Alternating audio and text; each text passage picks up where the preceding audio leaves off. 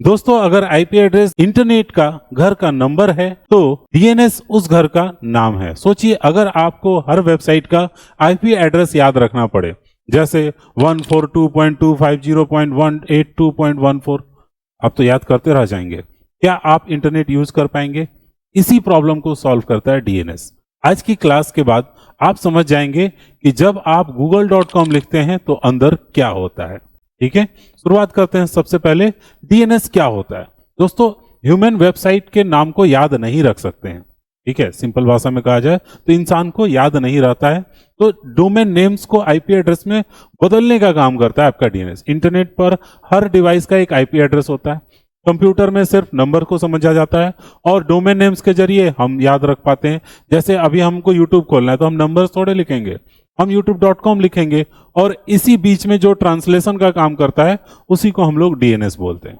ठीक है, तो डोमेन को आईपी एड्रेस में कन्वर्ट करने वाले सिस्टम को क्या बोला जाता है? डीएनएस बोला जाता है, शॉर्ट में अगर आप ये कहें तो अब डोमेन नेम हमारी ह्यूमन फ्रेंडली भाषा है, ये आप कह सकते हैं। जैसे कि हम ब्राउजर में कुछ भी लिखते हैं, अब एग्जांपल के तौर पर google.com हम देख लें, youtube.com या ssc.nic.com देख लिया जाए, तो यह ह्यूमन फ्रेंडली नाम है। ठीक है, आप इसको लिखेंगे और इजीली ओपन हो जाता है। लेकिन अगर हम एक गूगल का ही ले लें अगर नंबर, तो आप इसका अगर नंबर लिखते हैं तो 142.250.183.196, अब याद करिए इसको। ऐसे ही सबके आईपी एड्रेस के नाम होंगे। अब आईपी एड्रेस क्या होता है, पिछले वीडियो में मैंने ऑलरेडी आपको बताया हुआ है, आप जाकर डिटेल में देख सकते हैं। तो दोस्तों, इसे याद करने से ज्यादा आसान होता है डोमेन नेम को याद रखना, और ये ह्यूमन फ्रेंडली भी है। ठीक है, इसी तरह से ये काम करता है। अब मैं आपको बताता हूं स्टेप बाय स्टेप कि डोमेन नेम सिस्टम काम क्या करता है। अगर आपको दोस्त का नाम पता है लेकिन एड्रेस नहीं पता, ठीक है, तो आप डिक्शनरी में क्या करते हैं, सर्च करते हैं, एड्रेस मिल जाता है। डीएनएस उसी तरह से काम करते हैं। इंटरनेट का ट्रांसलेशन सिस्टम है जिसके जरिए हम ब्राउजर या सर्वर पे जाकर के कुछ भी ढूंढ पाते हैं या सर्च कर पाते हैं। तो ये पूरा प्रोसेस है। ठीक है, एक तरह से डायरेक्टरी है जिसके अंदर से हम डेटा सर्च करते हैं, ढूंढते हैं। अब ये पूरे प्रोसेस को मैं एग्जांपल के थ्रू बता रहा हूं। मान लीजिए कि आपको ब्राउजर पे youtube.com सर्च करना है। ठीक है, तो यूजर ब्राउजर में गया, वेबसाइट का नाम लिखा www.youtube.com। ठीक, अब ब्राउजर रिक्वेस्ट भेजता है, इस डोमेन को आईपी एड्रेस क्या है पता करना है उसको। अब डीएनएस क्या करता है, रिजॉल्वर से पूछता है, उसका सिस्टम चेक करता है, और क्या आईपी पहले से कैश में है ये पता करता है। अगर आईपी एड्रेस कैश में मौजूद है तो क्या काम वहीं से आसानी से हो जाएगा। अगर नहीं है तो रिक्वेस्ट अब क्या होगा, अगर डोमेन पहले से ओपन हुआ तो उसका आईपी टेम्पोररी स्टोर में होगा और इजीली आप ओपन कर सकते हैं। वेबसाइट फास्टर ही ओपन हो जाती है और क्वेरीज कम हो जाती है। अगर कैश में नहीं है तो रिक्वेस्ट डीएनएस रिजॉल्वर को जाएगा, आगे पहुंचेगा, और फिर उसके बाद से शुरू होगा। कैश एक तरह से वो मेमोरी होता है जहां पर आपका टेम्पोररी डेटा रहता है। अब यहां पर नहीं मिलेगा तो फिर क्या करेगा, रूट सर्वर से पूछेगा। डीएनएस हायरार्की का सबसे ऊपर का सर्वर्स टीएलडी की जानकारी देता है। अब टीएलडी सर्वर्स क्या है, top level domain .com .org .in के सर्वर्स की जानकारी देता है।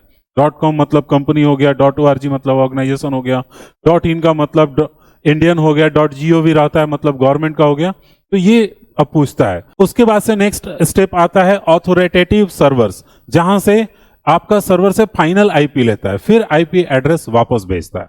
ठीक है, तो ये सारा आईपी एड्रेस जब आपका कंप्लीट हो जाता है फिर उसको वो आगे भेजता है सर्वर तक। अब इसके बाद से चलते हैं फाइनल स्टेप पे। नेक्स्ट स्टेप में क्या होगा, सर्वर का कनेक्शन जैसे ही आपको मिल जाएगा, जैसे करेक्ट सर्वर लोकेशन मिलने के बाद ब्राउजर सीधा सर्वर से कनेक्ट हो जाता है, और फिर उसके बाद YouTube के सर्वर से कनेक्ट होने के बाद से टीसीपी और आईपी प्रोटोकॉल कम्युनिकेशन शुरू होता है, यानी डेटा ट्रांसफर होने का प्रोटोकॉल। और हमें पता भी नहीं चलता है क्योंकि मिलीसेकंड में काम हो जाता है। वेबसाइट डेटा सर्वर से यूजर तक आ जाता है, यानी सर्वर पर पड़ा हुआ डेटा अब हमारे स्क्रीन पर दिखता है, जो कि YouTube या Google या जो भी आप सर्च कर रहे होते हैं उसके ऊपर होता है। दोस्तों, फाइनल स्टेप मैंने बता दिया। इस दौरान आपने एक चीज और ध्यान दिया होगा, आपके डीएनएस सर्वर कितने तरह के होते हैं, तो टोटल 3 है। Root server, TLD server, authoritative server, ये टोटल आपके 3 तरह के सर्वर्स हैं। रूट सर्वर सबसे ऊपर होता है, यह बताता है किस टीएलडी सर्वर के पास जाना है। TLD server top level domain होता है, जैसे .com .org .in या नेक्स्ट लेवल की जानकारी देता है। ऑथोरिटेटिव सर्वर या फाइनल आईपी एड्रेस देता है। एक चीज दोस्तों जरूर जान लीजिएगा, डीएनएस कैश क्या है। तो डीएनएस हर बार रूट से शुरू नहीं होता है। अगर आपने पहले google.com खोला है तो उसका आईपी टेम्पोरली स्टोर रहेगा, इसे कहते हैं डीएनएस कैश। इससे वेबसाइट जल्दी खुलता है। अगली बात करें हम लोग तो कुछ कमांड में डीएनएस टेस्ट कैसे कर सकते हैं। तो सबसे पहले आप कमांड ओपन करिएगा और टाइप करिएगा nslookup google.com, स्पेस रहेगा बीच में। तो आपको ये कुछ इस तरह का रिजल्ट मिलेगा जिसमें आपको उसका आईपी एड्रेस, उसका डोमेन नेम, ये सारा चीज पता चलेगा, सर्वर का नेम और एक्चुअल आईपी एड्रेस आपके कंप्यूटर में पता चल जाएगा। ये पता करके आप देख लीजिएगा, सर्वर का नेम, आईपी एड्रेस। ठीक है, आगे बढ़ते हैं हम लोग। अब अगर डीएनएस फेल होगा तो क्या होगा? अगर डीएनएस काम नहीं करता है तो वेबसाइट ओपन नहीं होगा, ब्राउजर में डीएनएस नॉट रिस्पॉन्डिंग एरर आएगा, इंटरनेट कनेक्शन दिखेगा लेकिन साइट नहीं खुलेगी। ठीक है, उम्मीद है आप समझ गए होंगे। तो अगर डीएनएस फेल होता है तो इंटरनेट काम नहीं करेगा। दोस्तों ये रियल वर्ल्ड में अगर कहा जाए तो आप साइबर कैफे में जाएंगे तो वहां पर आपको कुछ इस तरह के प्रॉब्लम्स आते हैं कि आपका गूगल पेज तो खुल रहा है लेकिन फॉर्म वेबसाइट नहीं ओपन हो रहा है, मतलब कुछ और आगे बढ़ना चाह रहे हैं तो नहीं आ रहा है, बट गूगल पेज खोल रहा है। हो सकता है डीएनएस का प्रॉब्लम है, राउटर को रीसेट करिएगा तो ठीक हो जाएगा, या फिर डीएनएस सेटिंग चेंज कर लीजिए, गूगल का डीएनएस 8.8.8 हो जाएगा। ठीक है, कुछ इस तरह से आप उसको रीडायरेक्ट कर सकते हैं और फिर आपका काम करने लगेगा। तो अब हम लोग बात करते हैं कि फेक वेबसाइट का खतरा कैसे रहता है। इसको डीएनएस स्पूफिंग कहा जाता है। कुछ अटैकर्स क्या करते हैं, फेक डीएनएस सर्वर बना लेते हैं। यूजर क्या करेगा, गलत या फेक वेबसाइट पर रीडायरेक्ट हो जाएगा, वो कहीं और क्लिक करेगा, कहीं और पहुंचेगा। तो हमेशा ट्रस्टेड डीएनएस सर्वर ही यूज करें। अब दोस्तों देखते हैं एग्जाम में किस तरह के आपसे सवाल पूछे जाते हैं, तो उसकी तैयारी कर लीजिएगा। डीएनएस का फुल फॉर्म क्या है? Domain name system. डीएनएस को आईपी एड्रेस में कन्वर्ट करना, nslookup कमांड का प्रैक्टिकल यूज, और ये मैं आपको करके अभी दिखा देता हूं स्क्रीन के ऊपर। DNS process root plus TLD authoritative, ये 3 आपके डीएनएस के प्रोसेस होते हैं। ठीक है, डीएनएस कैश टेम्पररी स्टोर करता है। तो ये टोटल आपको याद रखना होता है, इससे जुड़े हुए सवाल अक्सर एग्जाम में पूछे जाते हैं। अगर आज हमने देखा कि क्या हमने सीखा, तो डीएनएस का कंसेप्ट क्लियर किया, डायरेक्टरी के बारे में हमने जाना, डीएनएस नेम क्या है, डीएनएस का रिसोर्स का पूरा प्रोसेस हमने सीखा। दोस्तों केस का फायदा क्या है, प्रैक्टिकल एनएस लुकअप टेस्ट को भी हम लोग अभी करके आपको दिखा दे रहे हैं। मैंने सोचा कि इसको प्रैक्टिकल पार्ट को वीडियो के अंत में ऐड कर देते हैं।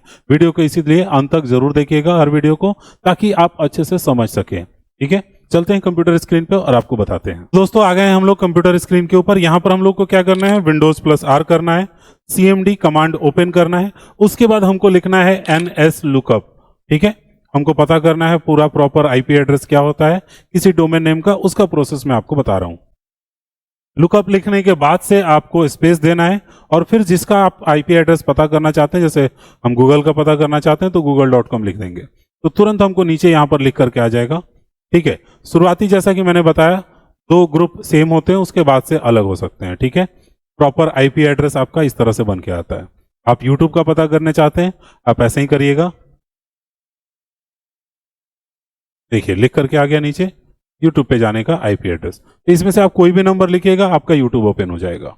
ठीक है, तो उम्मीद है आप अच्छे से समझ गए होंगे। इसमें मैंने आपको सारी चीजें कवर अप करा दी। एक डोमेन नेम सिस्टम क्या होता है एक बार रिकैप करा देता हूं, मैंने आपको क्या क्या सिखा दिया। तो डीएनएस का पूरा कंसेप्ट मैंने आपको क्लियर करा दिया है। ध्यान रखिएगा, अगले वीडियो में मैं आपको बताने वाला हूं www के बारे में, यानी वो जरिया जिसके जरिए आप इंटरनेट पे कुछ भी सर्च करते हैं। तो नेक्स्ट क्लास बहुत इंपॉर्टेंट होने वाला है। मिलते हैं अगले वीडियो में, तब तक सीखते रहिए।